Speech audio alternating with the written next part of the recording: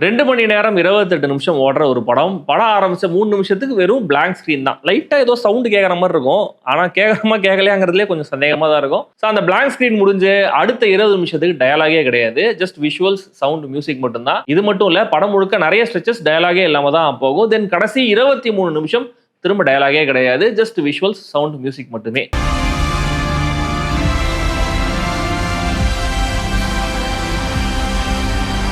2001 space ஆடிசிங்கிற இந்த படம் தான் சயின்ஸ் ஃபிக்ஷன் ஜானர்ல ஒரு பிக் பேங் மாதிரின்னு இயக்குனர் ஸ்டீவன் ஸ்பீல்பர்க் புகழ்ந்து தள்ளியிருக்காரு.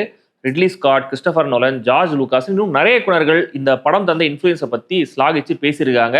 One of the greatest and most influential film ever made அப்படின்னு இந்த படத்தை ஒரு உச்சியில கொண்டு போய் வச்சிருக்காங்க. ஆனா எனக்கு இந்த படம் சரியா ஒர்க் ஆகல. அது ஏன் அப்படிங்கிறத எபிசோட் முடியும் போது கடைசியில சொல்றேன். முதல்ல இந்த படம் ஏன் இவ்வளவு பெருசா பேசப்படுது, எதுக்காக இவ்வளவு பேர் இந்த படத்தை புகழ்றாங்க, இந்த படம் சொல்ல வர செய்தி என்ன அப்படிங்கிறத ஒன்னொன்னா லைனா சொல்லுங்க. மீடியா டிகிரி படிச்ச எல்லாரும் மாதிரி தான் எனக்கும் இந்த படத்தை பத்தி காலேஜ் டைம்ல தான் தெரியும். ஸ்டான்லி கியூப்ரிக்கை பத்தி கேள்விப்பட்டு சரி அவர் படங்கள் நம்ம பார்க்கலாம் அப்படின்னு ஒரு ஆசை வந்து நான் டவுன்லோட் பண்ண 2 படங்கள். அதுல இந்த படம் கிடையாது. அந்த 2 படங்கள் வந்து கிளாக் ஒர்க் ஆரஞ்சும் ஷைனிங்கும். எனக்கு ஷைனிங் ரொம்ப பிடிச்சிருந்தது. ஏன்னா என் வீட்டில் ஒரு பழைய கம்ப்யூட்டர்ல சின்ன ஸ்கிரீன்ல சுமாரான குவாலிட்டியில அந்த படம் பார்க்கும்போதே அது தந்த அந்த அமானுஷ்யமான எஃபெக்ட் இன்னும் என்னால் மறக்கவே முடியாது. ஆனா அந்த படத்தை விட இந்த படத்தோடைய லெகசி தான் கொஞ்சம் அதிகமா இருக்கு. அப்படி என்னதான் இருக்கு இந்த படத்துல அப்படின்னு நம்ம ஷோவை காரணமா வச்சு பார்த்து முடிச்சாச்சு.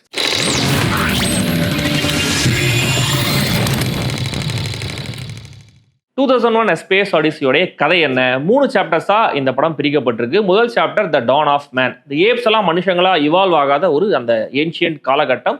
ஏப்ஸ் எல்லாம் பெரிய கேங்கா வாழ்ந்துட்டு இருக்காங்க. 2 ரைவல் கேங்ஸ் வேற இருக்கு. யார் இந்த இடத்துல தண்ணி குடிக்கிறது, யார் இந்த இடத்துல வாழுதுன்ற மாதிரி 2 கேங்ஸும் சண்டை போட்டுக்குதுங்க. அப்ப திடீர்னு இந்த ஏப்ஸ் வாழற இடத்துக்கு நடுவுல ஒரு ஏலியன் மானாலித் ஒன்று அப்பியர் ஆகுது. மானாலித்னா அது ஒரு வாசப்படி மாதிரி ஒரு ஸ்ட்ரக்சர், ஃபுல்லா டார்க்கா பிளாக்கா இருக்கு, ஒரு பழைய ஆர்டிஃபெக்ட் மாதிரி இருக்குன்னு வச்சுக்கோங்களேன். அது வந்த அன்னைக்கு ஒரு ஏப்புக்கு இந்த விலங்குகளுடைய போன்ஸை எப்படி வெப்பன்ஸா யூஸ் பண்றது அப்படிங்கிற ஒரு அறிவு கிடைக்குது. அதை வச்சு இந்த ரைவல் கேங் கூட சண்டை போட்டு அந்த ரைவல் கேங்கை இந்த ஏப்ஸ் விரட்டி அடிக்குதுங்க. இதே சாப்டர் அப்படியே பல மில்லியன் வருஷங்கள் கழிச்சு கண்டினியூ ஆகுது. இப்ப மனுஷன் பயங்கரமா இவால்வ் ஆயிட்டான். சயின்ஸ்ல பயங்கர அட்வான்ஸ்மெண்ட்ஸ் எல்லாம் வந்தாச்சு. நிலாலேயே போய் இறங்கியாச்சு. டாக்டர் ஹேவுட் அப்படிங்கிற ஒருத்தர் ஒரு ஸ்பேஸ் ஸ்டேஷனுக்கு போறாரு. ஏன் போறாருன்னா நிலால ஒரு ஏலியன் மானலித்தை கண்டுபிடிச்சிருக்காங்க. அதாவது ஏப்ஸ் நடுவில் பார்த்தோம் இல்லையா, கிட்டத்தட்ட அதே மாதிரியான ஒரு மானலித் தான். அதை கண்டுபிடிச்சிருக்காங்க.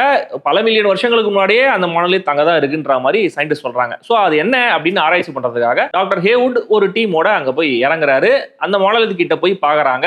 அது கிட்ட போனதுமே அது ஒரு ஸ்ட்ராங்கான ரேடியோ ஃப்ரீக்வன்சி சிக்னலை எமிட் பண்ணுது. அந்த சவுண்டை தாங்க முடியாம இவங்க எல்லாரும் காதை பொத்துறாங்க.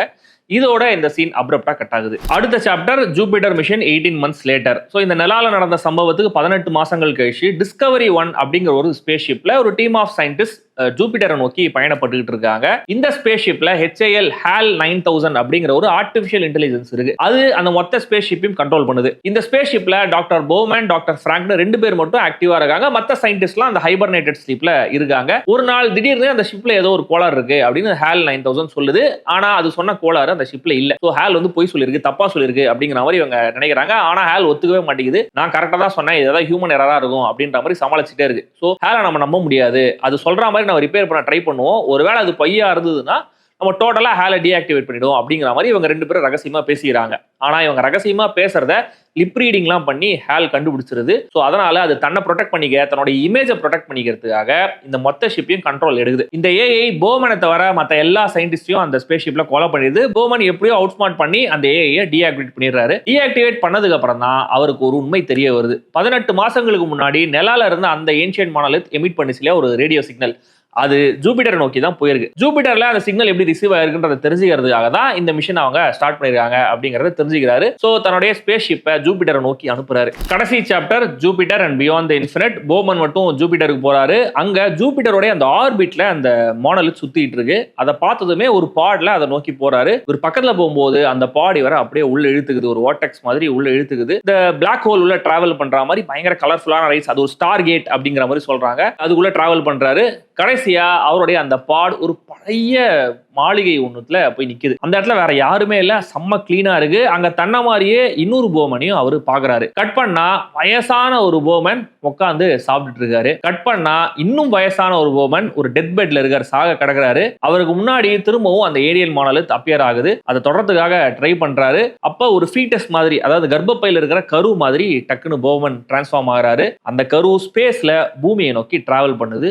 இதோட இந்த படம் முடியுது. தலகாவல் புரியாத ஒரு கதை இல்லையா? ஆல்ரெடி இந்த படத்தை பார்த்தவங்களுக்கு, இந்த படத்தை புரிஞ்சுக்கணும் அப்படின்னு ட்ரை பண்ணவங்களுக்கு மேபி நான் சொன்ன கதை என்னங்கிறது புரிஞ்சிருக்கலாம். ஆனா என்ன மாதிரியான ஆட்களுக்கு கண்டிப்பா இந்த படம் புரிஞ்சிருக்காதுன்னு நினைக்கிறேன். சரி, என்னை பத்தி மட்டும் நான் பேசிக்கிறேனே. எனக்கு இந்த படம் சுத்தமா புரியவே இல்லை. ரொம்ப வேகா பயங்கர அப்டிராக்டா தான் இருந்தது. இந்த சோ கால்டு கதை என்கிற வஸ்து மூலமா கியூப்ரிக் அப்படி என்னதான் சொல்ல ட்ரை பண்றாரு?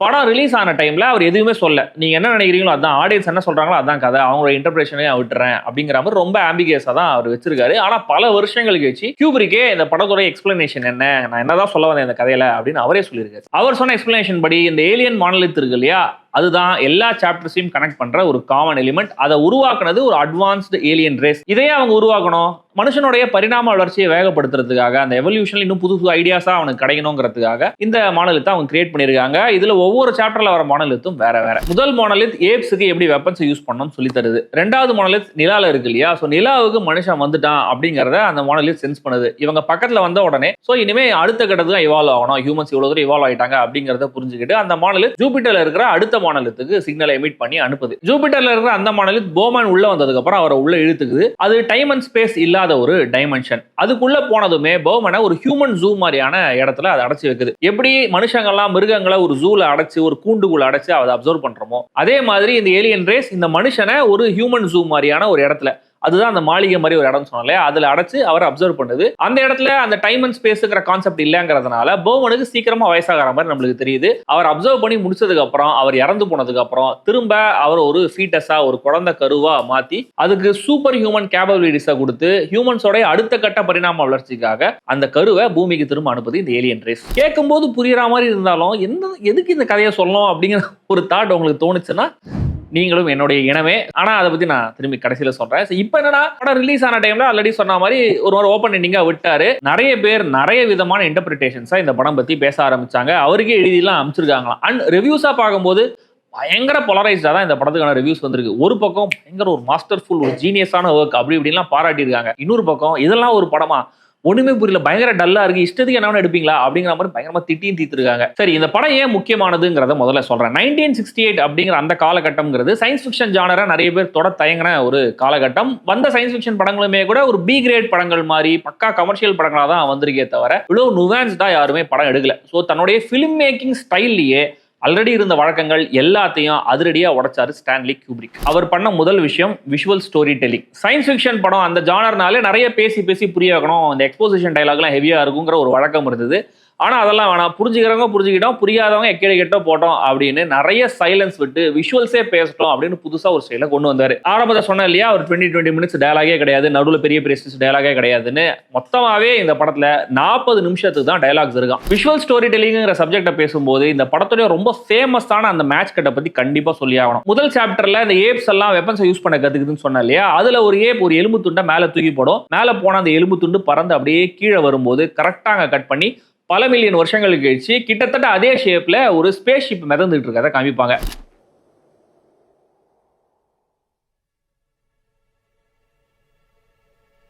ஆக்சுவலா இந்த மேட்ச் கட்டுக்கே பல நூறு இன்டர்பிரேஷன்ஸ் இருக்கு. அதுல ஒரு இன்டர்பிரேஷன் என்னன்னா, அந்த ஸ்பேஸ் ஷிப்ல நிறைய அட்டாமிக் வெப்பன்ஸ் எல்லாம் இருக்கு. ஒரு காலத்துல எலும்ப வெப்பனா யூஸ் பண்ண மனுஷன் இப்ப அட்டாமிக் வெப்பன்ஸை ஸ்பேஸ் ஷிப்ல யூஸ் பண்ணிட்டு இருக்கான் அப்படிங்கறத சொல்ற மாதிரி இந்த மேட்ச் கட் யூஸ் பண்றா சில சொல்றாங்க. அடுத்தது ஸ்பேஸோடைய போர்ட்ரேல ரொம்ப துல்லியமா ஸ்கிரீன்ல கொண்டு வந்தாரு ஸ்டான்லி கியூப்ரிக். இதுக்காக சில டாக்குமெண்ட்ரிஸை ரெஃபர் பண்ணி நிறைய சயின்டிஸ்ட் கிட்ட எல்லாம் பேசி டாக்குமெண்ட்ரிஸை எடுத்தவங்களையே கன்சல்டன்டா உள்ள கொண்டு வந்து அந்த ஸ்பேஸ் சீன்ஸை டிசைன் பண்ணியிருக்காரு. தென் இந்த ஸ்பேஸ் ஷிப்ஸையும் ஒரிஜினலா இருந்த ஸ்பேஸ் ஷிப் டிசைன்ஸை ரெஃபரன்ஸா வச்சு தான் கிரியேட் பண்ணியிருக்காரு.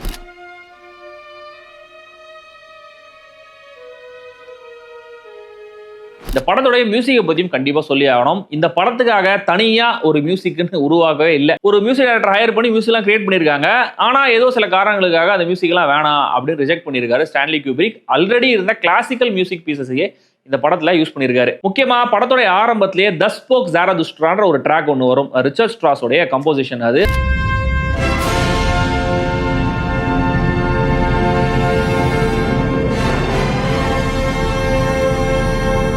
பயங்கர ஃபேமஸான கம்போசிஷன். இப்ப கேட்டீங்கனாலும் அது இந்த படத்துல வருதா அப்படின்னு நினைப்பீங்க. ஆனா அதெல்லாம் இந்த படத்துடைய ஓஎஸ்டி இல்ல. இன்ஃபேக்ட் இந்த படத்துல வர நிறைய மியூசிக்கல் பீசஸ் இந்த படத்துடைய ஓஎஸ்டினே இன்னும் கூட நிறைய பேர் நினைச்சிட்டு இருக்காங்க. ஆனா அது எல்லாமே கிளாசிக்கல் மியூசிக் பீசஸ் தான். ஸ்பேஸ்ல சவுண்ட் டிராவல் ஆகாது, கம்ப்ளீட் சைலன்ஸ் தான் இருக்கும். அதுக்கேற்ற மாதிரி இந்த படத்துல வர இந்த ஸ்பேஸ் சம்பந்தப்பட்ட சில காட்சிகள்ல சுத்தமா சவுண்ட் இருக்கவே இருக்காது. இந்த ஹெல்மெட் உள்ள கேரக்டர் பிரீத் பண்ற மாதிரி சின்ன சின்ன மைனூட்டான சவுண்ட்ஸ் தான் யூஸ் பண்ணிருப்பாங்களே தவிர டோட்டலா சைலன்ஸ் தான் மெயின்டைன் பண்ணிருப்பாங்க.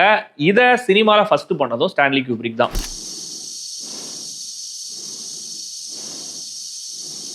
அடுத்த முக்கியமான விஷயம், இந்த படத்துல நாம பார்க்குற விஷயங்கள் எல்லாமே 100% ஆன் கேமரா உருவாக்கப்பட்ட பிராக்டிக்கல் எஃபெக்ட்ஸ் மட்டுமே. சிஜிஐ அப்படிங்கிற விஷயமே அப்போ மெயின் ஸ்ட்ரீம் சினிமால கிடையவே கிடையாது. So miniature models, front screen projection, slit scan photography, optical compositing, multiple exposures, glass plates, வயர்ஸ்னு இந்த படத்துக்காகவே நிறைய இனோவேட் பண்ணி யோசிச்சு கத்துக்கிட்ட மொத்த வித்தையும் இறங்கினாங்கன்னு சொல்ற மாதிரி லிட்ரலி அண்ட் ஃபிகரேட்டிவ்லி ஒரு out of the world visual எக்ஸ்பீரியன்ஸை கொடுத்திருந்தாரு கியூப்ரிக். சாம்பிளுக்கு ஒரே ஒரு விஷயத்தை மட்டும் எக்ஸ்பிளைன் பண்ண ட்ரை பண்றேன். இந்த ஓப்பனிங் ஸ்டிட்ச்ல ஃபர்ஸ்ட் சாப்டர்ல இந்த ஏப்ஸ் எல்லாம் வருது இல்லையா, அந்த போர்ஷன்ல பேக்ரவுண்ட்ல வர இமேஜஸ் எல்லாமே ஃப்ரண்ட் ப்ரொஜெக்ஷன்ல அவங்க கிரியேட் பண்ணதான், எதுவுமே நிஜமான லொகேஷன்ஸ் கிடையாது. இது எப்படி அவங்க கிரியேட் பண்ணாங்க?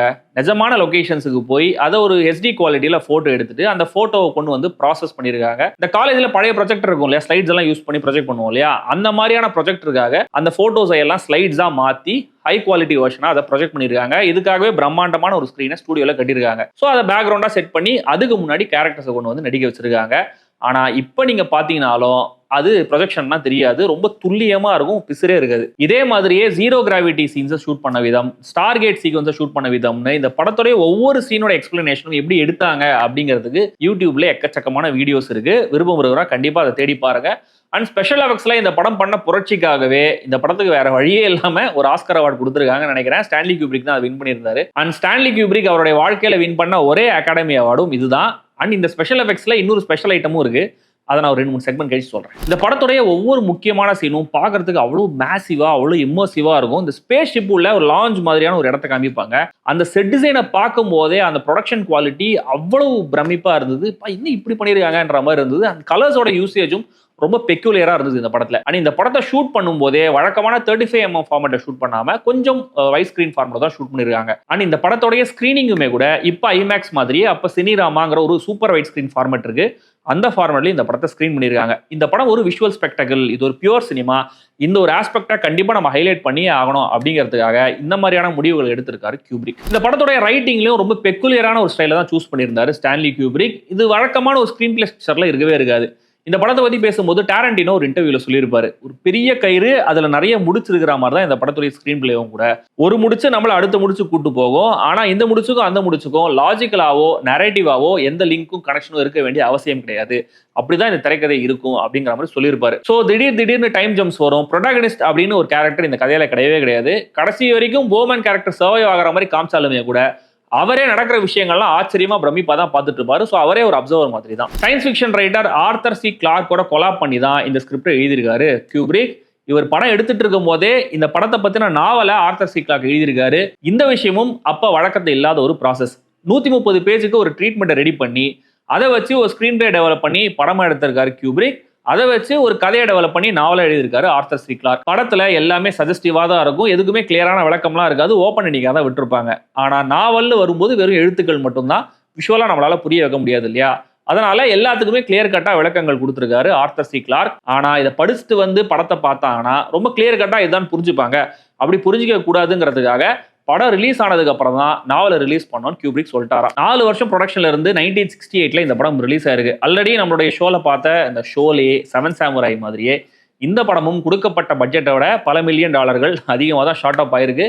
ஆனா இந்த படத்தோட இந்த டெக்னிக்கல் அச்சீவ்மெண்ட்ஸ் எல்லாம் பார்க்கும்போது இந்த பட்ஜெட்லாம் ஒண்ணுமே இல்லைங்கிற மாதிரி தான் எனக்கு தோணுது. அந்த ஸ்பெஷல் ஐட்டம் ஒன்று இருக்குன்னு சொன்னேன் இல்லையா, அது என்னன்னா இன்செப்ஷன் படத்துல இந்த ஜீரோ கிராவிட்டி சீக்வன்ஸ் ஒன்று இருக்கும். ஒரு ட்ரீம் லெவல்ல அந்த கிராவிட்டி லூஸ் பண்ணி சண்டை போட்டுட்டு இருப்பாரு ஜோசப் கார்டன் லெவிட் கேரக்டர். அந்த சீனை ஷூட் பண்றதுக்காக மிகப்பெரிய ரொட்டேட்டிங் செட்டையே உருவாக்கி அதை தான் ஷூட் பண்ணியிருக்காரு கிறிஸ்டோபர் நோலன். ஆனா இந்த விஷயத்தை எங்க ஊர்ல மைடியர் குட்டிச்சாத்தான் படத்துல எப்பயோ பண்ணிட்டாங்க அப்படிங்கிற மாதிரி சோசியல் மீடியால சில பேர் பெருமை பேசுறத பார்க்க முடியுது. ஆனா அது எல்லாத்துக்கும் முன்னாடியே இந்த படத்துல இந்த ஜீரோ கிராவிட்டி சீக்வன்ஸை ஷூட் பண்றது, தென் ஸ்பேஸ் ஷிப்ல ஒரு கேரக்டர் ஜாகிங் பண்ற மாதிரியான சீக்வன்ஸை ஷூட் பண்றதுக்காகலாம் நிஜமாவே அப்படி ஒரு பெரிய ரொட்டேட்டிங் செட்டை ஸ்டான்லி குப்ரிக் உருவாகி இருக்காரு. அதை இன்ஸ்பிரேஷனா வச்சுதான் மைடியர் குடிசாத்தனம் எடுக்கப்பட்டிருக்கு, இன்செப்ஷனும் எடுக்கப்பட்டிருக்கு. பட் இது மட்டும் இல்ல, இன்னும் சில இன்ஸ்பிரேஷன்ஸ் இருக்கிற மாதிரி எனக்கு தோணுது. இன்செப்ஷன் படத்துல சைட்டோங்கிற கேரக்டர் ரொம்ப வயசாகி உட்காந்து பேசிட்டு இருப்பாரு, லிம்போ அப்படிங்கிற ஒரு லெவல்ல வயசாயிட்டு அப்படியே தோல்லாம் சுருங்கி போய் உட்காந்து பேசிட்டு இருப்பாரு. இந்த ஸ்பேஸ் ஆடிசியில பர்மேன் கேரக்டர் வயசாகி உட்காந்து சாப்பிட்ற மாதிரி ஒரு ஷாட் இருக்கு. அதுக்கு இது இன்ஸ்பிரேஷனா இருக்கலாம் எனக்கு பார்க்கும்போது தோணுச்சு. அடுத்ததா இன்டர்ஸ்டெல்லார்ல இந்த பிளாக் ஹோல் உள்ள டிராவல் பண்ற மாதிரியான ஒரு சீக்வன்ஸ் இருக்கும் இல்லையா, அதுக்கான இன்ஸ்பிரேஷன் இந்த ஸ்டார்கேட் சீக்வன்ஸா இருந்திருக்கலாம். அடுத்தது இந்த ஸ்பேஸ் ஆடிசில இந்த ஏலியன்ஸ் எல்லாம் ஒரு மானலித்த ஒன்று வச்சாங்க இல்லையா, அட்வான்ஸ் டெக்னாலஜில, அதே மாதிரி தான் இன்டர்ஸ்டெல்லார் படத்துலயுமே எதிர்கால அந்த அட்வான்ஸ் டெக்னாலஜி யூஸ் பண்ற மனிதர்கள் இந்த மனிதர்கள் யூஸ் பண்றதுக்காக ஒரு டெசரெக்டை பிளேஸ் பண்ணிருப்பாங்க பிளாக் ஹோல் பக்கத்துல. கடைசியா டாக்டர் போமன் இந்த டைம் அண்ட் ஸ்பேஸ் கான்செப்ட் இல்லாத ஒரு டைமென்ஷன்ல மாட்டிக்கிட்டாருன்னு காமிக்கிற மாதிரி தான் டெசரெக்ட் உள்ள டைம் அண்ட் ஸ்பேஸ் கான்செப்ட் இல்லாத ஒரு டைமென்ஷன்ல இந்த கூப்பர் கேரக்டர் மாட்டிக்கிட்ட மாதிரியும் நம்ம கிறிஸ்டோபர் நோலன் காட்டியிருப்பாரு. அகைன் இதெல்லாம் சில சாம்பிள்ஸ் மட்டும் தான். ஸ்டார் வார்ஸ் படத்துல ஸ்பேஸ் ஷிப்ஸோட டிசைன்ஸ், தென் இந்த ஸ்பேஸ்ல இருக்கிற அமைதி, அடுத்ததா ஏலியன் படத்துல ஆஷ் அப்படிங்கிற ஆண்ட்ராய்ட் கேரக்டர், வாலி படத்துடைய வில்லன் கேரக்டர், தென் பிளேட் ரன்னர் படத்துல மிஷன்ஸ் வர்சஸ் ஹியூமன் அப்படிங்கிற அந்த தீம், கிராவிட்டி படத்துடைய நீள நீளமான ஸ்பேஸ் காட்சிகள்னு இந்த 2001 ஸ்பேஸ் ஆடிசி நிறைய இன்ஸ்பிரேஷன்ஸுக்கு காரணமா இருந்திருக்கு. சயின்ஸ் ஃபிக்ஷன் படங்கள் நுவான்ஸ்டா, ஆர்டிஸ்டிக்கா, அப்டிராக்டா இருக்கலாம் அப்படிங்கிற நம்பிக்கையும் இந்த படம் மூலமா ஸ்ட்ராங்கா கொடுத்தாரு ஸ்டான்லி குப்ரிக். இது மட்டும் பத்தாதுன்னு இன்னும் நிறைய லெகசியை விட்டுட்டு போயிருக்காரு ஸ்டான்லி குப்ரிக். இந்த படத்துல வர இந்த voice assistant technology, video calling எல்லாம் அப்ப நடைமுறையில இல்லவே இல்லை, பின்னாட்கள்ல தான் வந்திருக்கு. அண்ட் இந்த ஏஐ பரிதாபங்கள் என்னென்னங்கிறத இப்பெல்லாம் நம்ம டெய்லி நியூஸ்ல பார்த்துக்கிட்டே இருக்கோம். ஆனா அப்பவே ஏஐயோட ஆபத்து என்ன அப்படிங்கறத இந்த HAL 9000 கேரக்டர் மூலமா காட்டியிருந்தாரு குப்ரிக். தென் இந்த படத்துல நியூஸ் பேட்ஸ் அப்படிங்கிற மாதிரி ஒரு எக்யூப்மெண்ட்டை காமிப்பாங்க. ஐபேட்ஸோட டிசைனுக்கே அதுதான் இன்ஸ்பிரேஷனும் சில பேர் சொல்றாங்க. இப்ப கடைசி முக்கியமான விஷயம், எனக்கு ஏன் இந்த படம் ஒர்க் ஆகல? முதல்ல ரொம்ப அடிப்படையான விஷயம், இது ஒரு டாக்குமெண்ட்ரிங்கிற லெவல்ல அப்பீலிங்கா இருந்ததே தவிர ஒரு படத்துக்கு உண்டான ஒரு கதைக்கு உண்டான டிராமா, எமோஷன்ஸ், கேரக்டர் ஆர்க்ஸ்லாம் இந்த படத்துல இல்லவே இல்லை. ஸோ கண்டிப்பா விஷுவலா அந்த பிரமிப்பு இப்போ கூட எனக்கு இருக்கு. ஆனா எந்த ஒரு கனெக்டுமே இல்லாம தான் இந்த படத்தை நான் பார்த்தேன். ஆல்ரெடி சொன்னேன் இல்லையா, நிறைய டெக்னாலஜிலாம் பயங்கரமா இனோவேட் பண்ணி யூஸ் பண்ணியிருக்காங்கன்னு. கிரியேட்டிவா நிறைய ஐடியாஸை இந்த படத்துக்காக குட்டிருக்காரு ஸ்டான்லி குப்ரிக். இது அந்த காலகட்டத்தில் ரொம்ப ரொம்ப புதுசு தான், யாருமே ஸ்கிரீன்ல அட்டம் பண்ணாத ஒரு விஷயம் தான். ஸோ அதெல்லாம் கொஞ்சம் பெருமை பீத்திக்கிற மாதிரியே, ஃப்ளெக்ஸ் பண்ற மாதிரியே, பாருங்க நாங்கள் எப்படி யோசிச்சிருக்கோம் பாருங்க பாருங்க பாருங்கன்னு அந்த சீன்ஸ் எல்லாம் ஓவர் எம்பசிஸ் பண்ணி லென்த்தியா போயிட்டே இருக்கு. விஷுவலா கண்டிப்பா புதுசா இருந்தாலுமே கூட எவ்வளவு நேரம் தான் அதையே பார்த்துட்டு இருக்கிறது அப்படின்னு தான் எனக்கு தோணுச்சு. இன்டெலக்சுவலா இந்த ஏலியன் ரேஸ் அவங்க ஒரு மாடலை கிரியேட் பண்ணாங்க, ஹியூமன் ரேஸோட எவல்யூஷன் அப்படி இப்படின்னு சொன்னாலுமே கூட டசன்ட் மேக் எனி சென்ஸ். சரி, அவங்க மாடலித்தை வச்சாங்க, அதனால என்ன நடக்க போகுது? அட்லீஸ்ட் இன்டர்ஸ்டெல்லார் படத்துல எதிர்கால ஹியூமன்ஸ் ஒரு டெசரெக்டை வச்சதுனால கூப்பர் அவர் பொண்ணு கூட கம்யூனிகேட் பண்ண முடிஞ்சது, அங்கேயும் தப்பிக்க முடிஞ்சது. ஆனா இந்த மாடலியத்தினால என்ன ஆச்சு? ஒண்ணுமே நடக்கல. எல்லாமே என்னோட இன்டர்பிரேஷனுக்கு, என்னுடைய கற்பனைக்குன்னு விட்டாச்சுன்னா நான் படத்தை பார்க்காம மொத்தமா கற்பனையே பண்ணிக்கிறேன் அப்படின்னு குதர்க்கமா தான் எதிர்கேள்வி கேட்க தோணுச்சு. அடுத்தது இந்த HAL 9000 அப்படிங்கிற அந்த ஏஐ கேரக்டர் இருக்கு இல்லையா, அது தன்னோட இன்ட்ரெஸ்ட்டை ப்ரொடெக்ட் பண்றதுக்காக மனுஷங்களை சாவடிக்குது, எல்லாமே ஓகே தான். ஆனா அது இந்த மெயின் பிளாட் கூட எவ்வளவு தூரம் ரெலவெண்டா இருக்கு அப்படிங்கிறதும் புரியவே இல்லை. ஒருவேளை அது ஈவிலா மாறி இவங்களை எல்லாம் பழி வாங்கலானாலுமே கூட இவங்க எல்லாரும் ஜூபிட்டர் போயிருப்பாங்க, அங்க மாடலியத்தை இவங்களை உள்ள இழுத்துருக்கும், அது என்ன பண்ணமோ அதை பண்ணிருக்கும் இல்லையா. இந்த மாதிரியான காரணங்களுக்காக தான் இந்த படம் எனக்கு ஒர்க் ஆகாம போச்சு. ஆனா ஒருவேளை இந்த படத்தை நாங்க இன்னும் பயங்கரமா ரீமாஸ்டர் பண்ணி ஐமேக்ஸ்ல ஸ்கிரீன் பண்றோம் அப்படின்னு அனௌன்ஸ் பண்ணாங்கன்னு வச்சுக்கோங்களேன், கண்டிப்பா நான் போய் டிக்கெட் வாங்கிடுவேன். ஏன்னா விஷுவலா இந்த படம் ஒரு பொயட்ரி, ஒரு சிம்பனி மாதிரி, ஒரு விஷுவல் ட்ரீட்டா கண்டிப்பா இந்த படத்தை என்னால பெரிய ஸ்கிரீன்ல என்ஜாய் பண்ண முடியும். ஸோ கண்டிப்பா நீங்களும் இந்த படத்தை பார்க்க ட்ரை பண்ணுங்க. ஆல்ரெடி இந்த படத்தை நீங்க பார்த்துருந்தீங்கன்னா இந்த படத்தை பத்தின உங்க அபிப்பிராயம் என்ன, இந்த படம் உங்களுக்கு ஒர்க் ஆச்சா இல்லையா, இல்ல என்ன மாதிரியா நீங்க ஃபீல் பண்ணீங்களா அப்படிங்கறத கமெண்ட்ஸ்ல சொல்லுங்க. நாம திரும்ப அடுத்த எபிசோட்ல மீட் பண்ணுவோம்.